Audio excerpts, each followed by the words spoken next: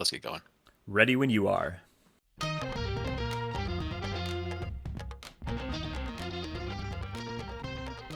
Welcome to another D3 Datacast here with Zach and Matt Snyder.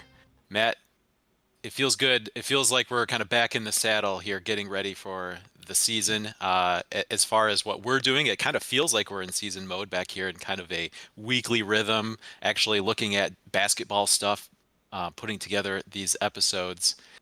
And so what we've everyone experiences that every season is a little bit different, right, Matt? Sometimes a new season brings big changes, sometimes a new season brings small changes, but we wanted to take some time to kind of to set the stage here for the new season and go through some things that are changing for 2023-24. Matt, what's changing this season in Division 3 basketball? We're going to talk about the changes. New things are happening in Division 3 basketball. This is what this episode's all about. So before we get into the broader landscape, Matt, let's just highlight a few things that are changing for, what we're doing. We put out an episode. It was episode 40, What's New for the D3 Datacast. We use that space to kind of go into some more in depth into things that we're working on and what people can expect from us over the new season. But just as a little recap here, Matt, over the summer, we did start launching an audio only version of the show. And it's already published out to all the big boys, Spotify, Apple Podcasts, Google Podcasts, and probably some smaller platforms. But if you prefer the audio only format, which we did hear from some viewers last year that they would like that option, search D3 Datacast on your favorite podcasting app platform, and you should be able to find us. Matt, we also launched the all-new D3Datacast.com kind of as an online hub for everything we're doing. As longtime followers of you will know that you have been many years now collecting all the data that's needed for producing the NCAA regional ranking criteria. Winning percentage is pretty straightforward, but you've got the big sheet set up there to spit out the SOS numbers and track the RROs as well. So that has been migrated over to the new D3Datacast.com. That's also the new home for the efficiency ratings that, we talked about the preseason efficiency ratings in the previous episode. Those all can be found on D3Datacast.com. And we're also using that space just to post episodes, and anytime that maybe we think there's some blog content that is worthy, that gives us another space to post that. Additionally, we have launched an online merch shop, Matt. We have apparel featuring the D3 Datacast branding, as well as the more neutral hashtag D3 Hoops apparel. You can find a link there for that merch shop in the show notes or the show description on YouTube, as well as some links for that on our site. And Matt, all of this we've taken on. We couldn't do without some great viewer support. We have a growing list of supporters here via Patreon. You can go to patreon.com/D3Datacast to find more information about that. Not only supporting the show, but that allows us to honor our commitment to keep the new D3Datacast.com ad-free. No paywalls for any of the information found there. And on that website, some of that data is starting to be live. We talked last episode about preseason computer ratings. Those are live. We're starting to get now team schedules and some projected NCAA SOS numbers on there as well. It's all based on those preseason computer ratings, so lots of grains of salt needed. But to start getting most teams in the mindset of what strength of schedules could look like at the end of the season, some of that data is now live. So click around to the NCAA data tabs, regional ranking data tabs that are on that site, also the conference tabs. You can click around by conference to see where teams maybe will end up if the ratings hold. Now, the ratings won't hold because it's all very, very early. Want to get real data in there before we take that too seriously. But if you enjoy checking out that stuff, you can start checking it out now on D3Datacast.com.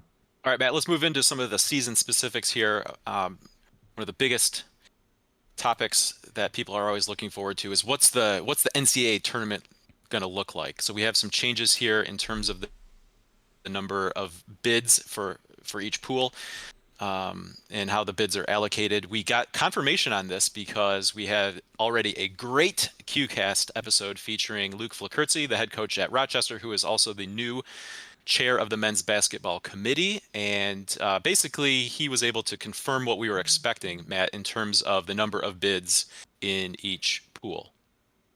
Yeah, we're losing two Pool A bids. Those are the automatic qualifiers, the conference champions, typically conference tournament champions in most conferences. Two of those conferences are going away. The NECC and the CSAC are essentially going away. So only 42 automatic bids will be given out this year. That means there's two additional bids because they got to add up to 64. We still have a 64 team tournament. So two additional bids going into the at-large pool, which is Pool C. And to me, Pool C is some of the most exciting, most fun, most intense D3 hoops discussions throughout the season. Typically in February, where we're just like talking about that every single day. And we're gonna have more of those picks. So when foolish people like me try to go on Hoopsville at the end of the season and do mock Pool C selections, we have more than 20 this year. We're gonna have to try to get 22 correctly picked. And so we have a little bit more fun this year. I think I always like it. If I had my druthers, we would get a few more Pool C bids. There are a lot of conference, and I don't begrudge people for all their conference membership, but I really like that at-large, are we in, are we out discussion. We're going to get a little bit more of that this year. And I think that's going to slightly change maybe the resumes that are needed to get into the tournament. Maybe the bar, maybe the bar gets slightly lowered a little bit. If we look at some of last year's Pool C resumes, some of the teams we were talking about at the end of our mock selection process on that final episode of Hoopsville, or the final in-season episode of Hoopsville, I guess. Like Rochester with the 640 winning percentage, 629 strength of schedule, 10 regionally ranked wins.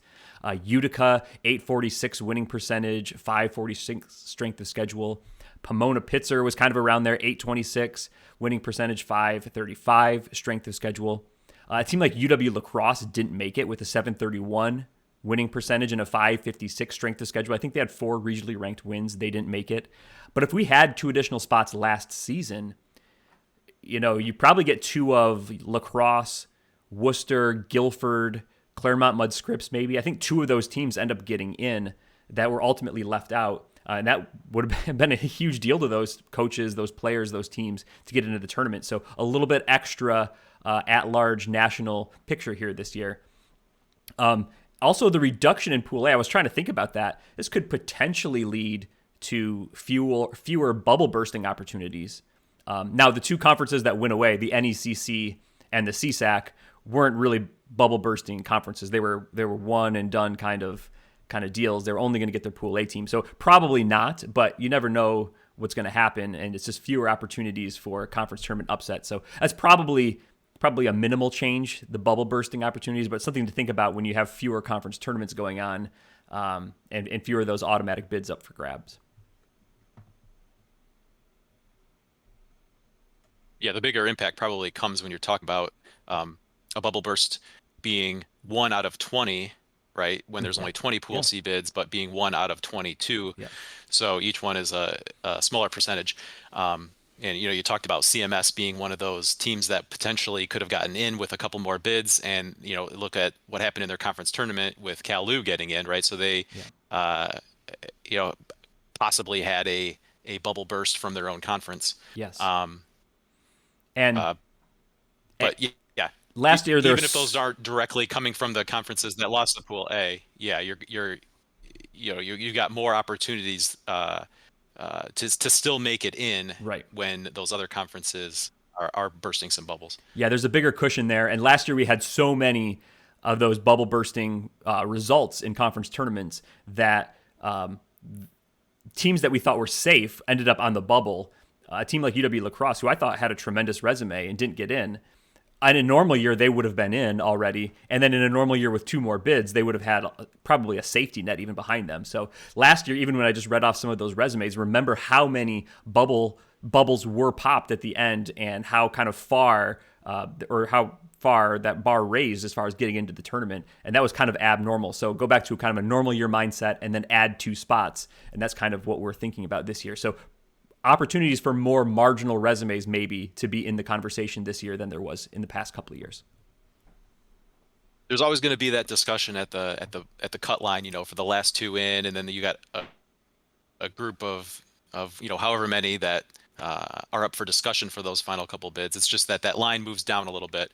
But you're right. Last year we saw you could almost make us a pod just of teams that didn't get in, that you wouldn't have been totally shocked had they made the Sweet Yeah, 16, had they for been sure. given the opportunity to participate in the tournament. Yeah. So And how is the yeah, committee looking forward to. how is the committee going to use those two extra bids? Is it going to be teams with higher strength of schedules and more marginal winning percentages? We saw a couple of those teams in the mix last year, Rochester for sure, but teams like Carnegie Mellon that were in the regional rankings. Or is it going to provide opportunities for teams with winning percentages maybe in the 800s, but strength of schedules that are somewhat below 525, kind of in the danger zone we've seen last year? Is that going to is it going to shift the landscape one way or the other necessarily? We're going to have to see what this committee does with some of those spots. And I don't think we'll really even get an indication until selection Monday, because regional rankings, you can only tell so much from within one region, whereas the selections are a national picture. So maybe we'll shift that a little bit. All right, I want to give one more plug to that QCast episode we mentioned. We'll have a link for it in the show notes. That was QCast Season 4, Episode 1. Bob did a great job talking with Luke Flakertzy there about kind of at the starting his tenure as the chair, and setting the landscape for what he and his committee will be doing over the year, and some of these pool allocations and some other things that we will get into here later in the episode, Matt. All right.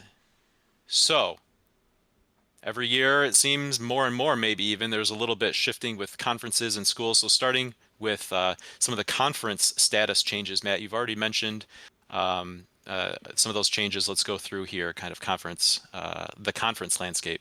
Yeah, this is the list of the 44 conferences that received automatic bids last year. And I mentioned in the last slide how the CSAC and the NECC were kind of dissolving. NECC was down to 4 teams last year. They were in the second year of a 2-year grace period. When a conference falls below the minimum membership requirements, they get 2 years to correct that. Otherwise, they lose their bid. The NECC was in the process of all the teams finding other options. So the last 4 that were left, Eastern Nazarene and Leslie, I think joined the NAC. And Mitchell and New England College joined the GNAC. So there's just no teams left. That conference essentially dissolved, evaporated. It's gone. There's no more NECC. And then the CSAC, they had an interesting situation where they had agreed upon a merger with the UEC next season. I think I have the new UEC, United East Conference, at 16 members for this upcoming season.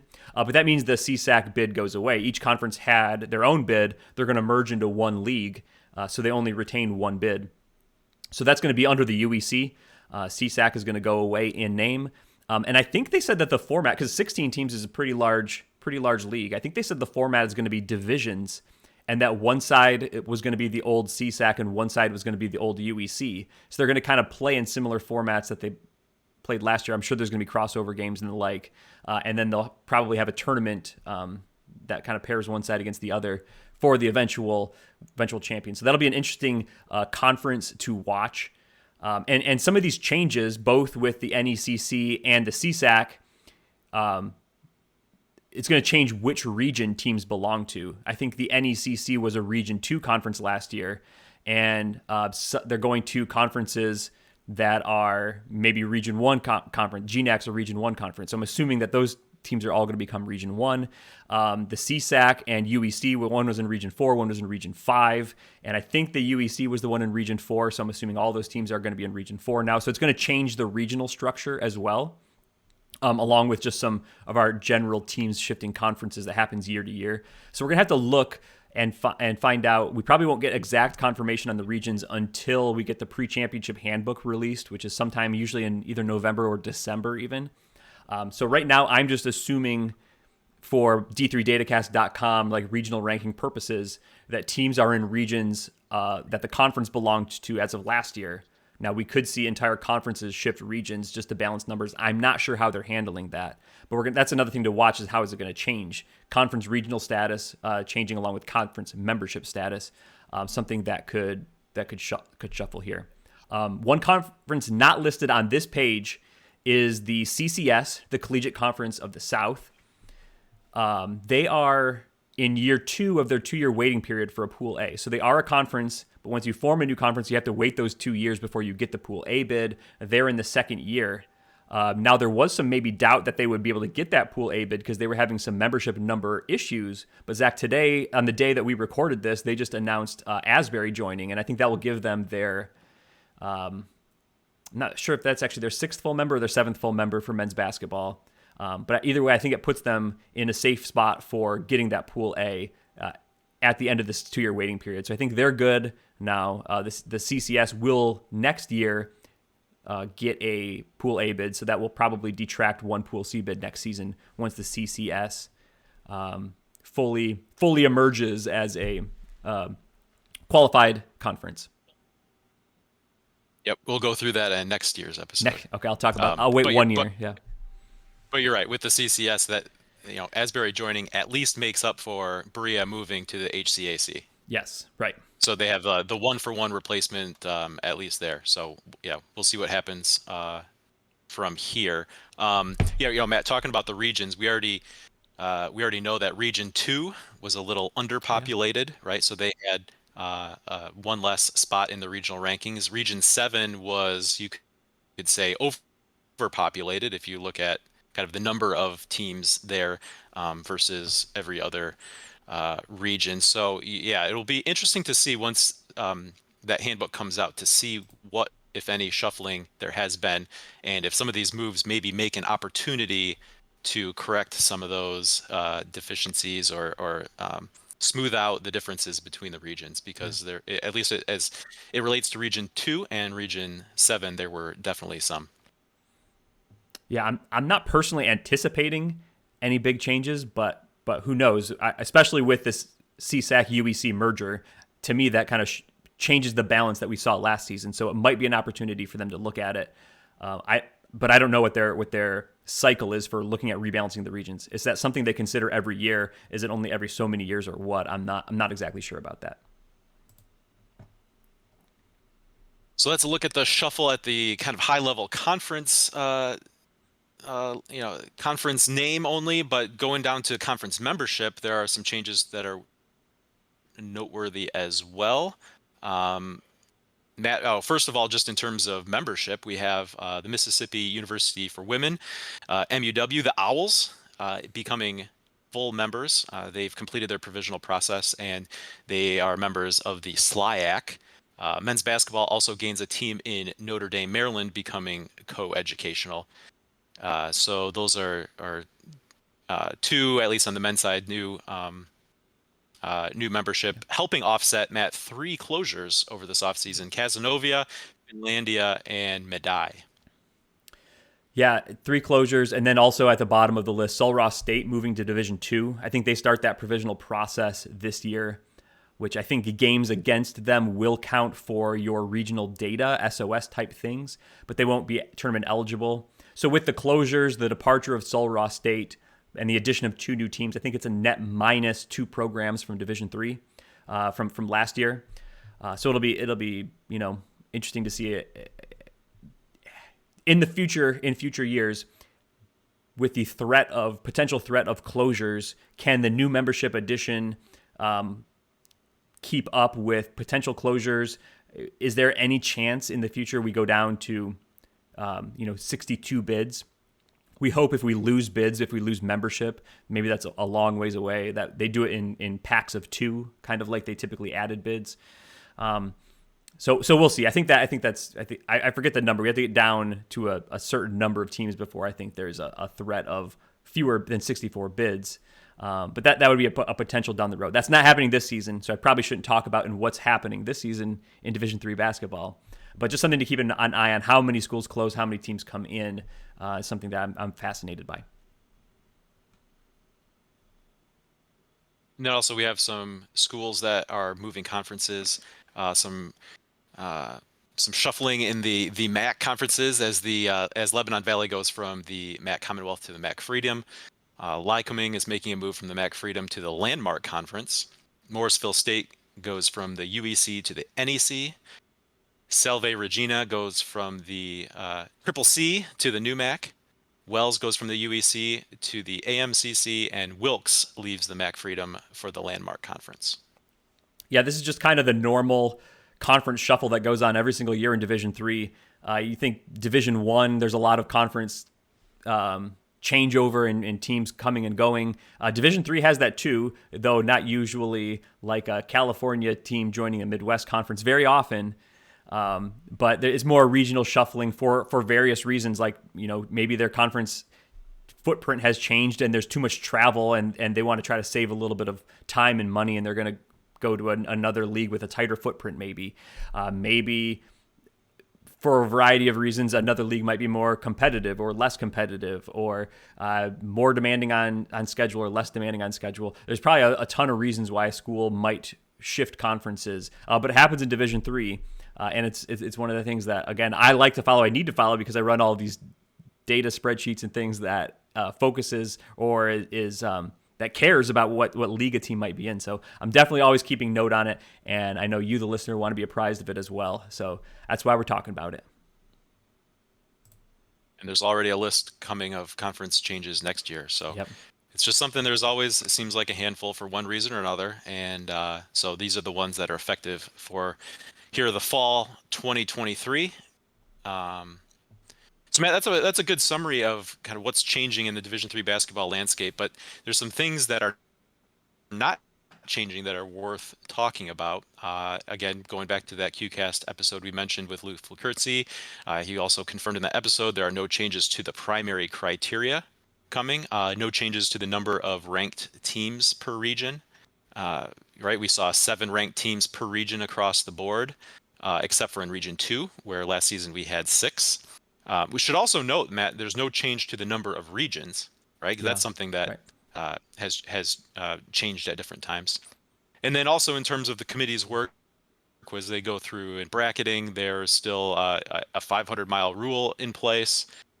During the kind of first post-COVID tournament that was extended to a 600-mile rule, but was reverted back to the usual 500-mile rule for avoiding a flight and being kind of the radius for grouping teams into pods, and that's what they use for being able to bus a team from their home school to wherever the host school might be. And then what's not changing also, Matt, we're still, in this process of working through the cycling out of the 5th year eligibility, kind of the free year of eligibility based on the COVID year. Of course, there were teams during that COVID year that maybe played half a season, maybe didn't play at all. And so whether or not a player's school participated in that season or partial season, whatever it looked like at that place, they're not being penalized one way or another with the year of eligibility. So this year's true seniors would have been true freshmen during that COVID year. So we have, guys that are using the 5th year this year, and then one more class who would be the true seniors this year who have that option next year. Yeah, so at the end of the year, they'll make their decisions of are they going to use a 5th year or not, and then next season they'll be the final year of 5th years. Traditional kind of 5th years. I guess people could decide after a gap year or something that they wanted to go take a grad course and play basketball or something like that. So it probably won't fully end after next year, but yeah, these seniors are the people who came in during that kind of shutdown year. So it'll be interesting to watch them make those decisions. Zach, I want to talk about the number of ranked teams per region. How it was mentioned by Luke in that QCast episode, how the change was not made there. Because I'm kind of disappointed in that. I figured that wasn't going to change actually, but I think that is a mistake. I think what we saw last year is I think we didn't rank enough teams. I know the committees like to talk about how 2 years ago when they were ranking whatever it was, like 10, 11 teams per region, that they were concerned about that they felt that they were ranking too many teams, that they were spending too much time on the minutia of who's getting ranked 10th, let's say, in the bottom of a weak region. They knew this team was probably never getting to the table, let alone get into the NCAA tournament. So why are we spending time ranking this? I think what we saw last year, though, with that cap at 7, was 2 big problems in my mind. First of all, like you mentioned earlier in the episode, Region 7 in particular, I think was out of balance with the rest of the country as it stood last year. They had as far as the percentage goes, they had so many fewer ranked teams that I think you could have added an eighth team, and then they still would have been below average in percentage of teams ranked. So I feel like just going into this year corrects that, so you have a minimum floor of your percent ranked. Maybe add an eighth team in Region 7. But I think across the board, I would have liked to see an additional team per region, because I don't think we were capturing all of the good teams. And I think what the criterion, results versus regional ranked opponents, what that means is we want to make sure we're able to assess on an individual basis your games against other good teams. And I think we missed out last year when we did not capture all of the good teams. We set the bar too low. 2 years ago, it might have been, or maybe the bar was too low. There were too many ranked teams. This last year, we didn't have enough ranked teams. That in some regions, I think in Region 6, there were teams left out. Like Barry was not necessarily ranked. I'm forgetting, like maybe Maryville was in the discussion in that region as well. I think they could have easily used another team to be ranked to kind of give more context to that region. Like I said, in Region 7, I think we definitely needed another ranked spot. But in general, when we're doing these arbitrary lines, like results versus regionally ranked opponents is an arbitrary line in the criteria. I always want to make sure that that line is low enough that we're collecting all of the relevant data points, even if that means we're getting a few irrelevant data points, rather than that being too high so that we're missing some relevant data points that could be out there, right? The committee ostensibly can assess what those results are and determine, okay, we're playing a bottom team. That's not going to be very many quote unquote bonus points for a win against that team if you want to think about it that way. But I want to make sure that we're getting all of those games and not leaving some of those games out. I think we left some of those games out last year, particularly in Region 7 and Region 6. Probably a couple other regions too were deep enough. And I would have liked to see them make a small change there. You could have easily still capped it at 20% so that maybe Region 5, because that region was so small, didn't get too many teams ranked. But I think we were seeing less than 15% for sure in Region 7 ranked. And per the handbook, right, we're going to rank 20% of the region. But we're capping it at 7. So and we're not balancing the numbers precisely across the board. So it was just really wonky as far as what percentage of each region ended up ranked. And I think that had an effect on the types of resumes we ended up seeing at the end of the year. Yeah, it always struck me as odd that they would adjust downward for Region 2, but not be willing to adjust upward where necessary, which certainly would have been Region 7.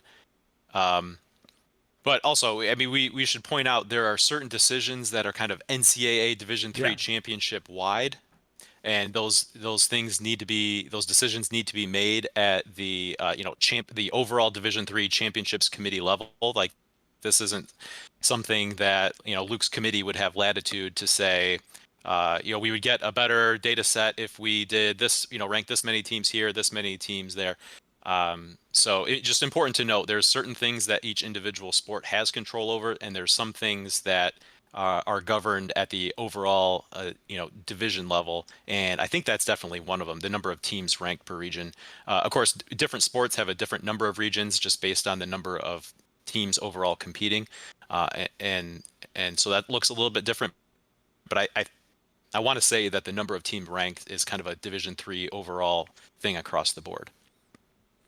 But Matt, also, as you noted, there are some problems here with the primary criteria. So our listeners would probably be glad to know, I'm sure some of them have already enjoyed episode 42, where we fixed the primary criteria. We went through kind of the current system and made some suggestions of how it could be tweaked to maybe improve the process, make some better decisions, bring some additional teams to the table, get away from some of those limits, by having weaker regions than others. So check out episode 42, Fixing the Primary Criteria. And that concludes today's episode, and that's what's changing in Division 3 basketball this season. Matt, we talked about earlier on what's changing for us, and we talked about the Patreon. Want to give credit to those who have been supporting us along the way. It's been very humbling to see this list grow over the last couple of weeks. including another new one this week since the last episode. Who's going to be next? Patreon.com/D3 Datacast for more information. Certainly appreciate the contributions from everyone here. Yeah, it seems like every episode or two, we add another name to the list, and we just appreciate all the support. We're thankful for the support. We're glad that it's gaining a little bit of momentum here. And we enjoy doing this show, releasing the data on d3datacast.com in support of Division III athletics, particularly for our show, Division III men's basketball. We are glad to aid in some way to continue that discussion on a week-to-week basis, give people things to talk about, give bad opinions that people can disagree with, right? You can always feel free to disagree with my opinions. So we're thankful for this community that's growing, our listenership. We love that hashtag D3 Hoops discussion. Thank you for joining with us in that. And thank you to those who, can't join the Patreon, and that's fine. And share the show, subscribe to the show on YouTube, on their podcast app. Give it a thumbs up or a 5-star rating. Those things are great. It's great encouragement for us who are making the show to see that it's enjoyed, that's listened to by other people. And that's why we do it, because we enjoy it too, and we hope a few people out there will find similar discussions that we have, offline. We can have those now online and have other people enjoy them too as well. So thank you for the support. Zach, thank you for bearing with me for another episode of D3 Datacast. And I think with that, we're going to say, good job, team.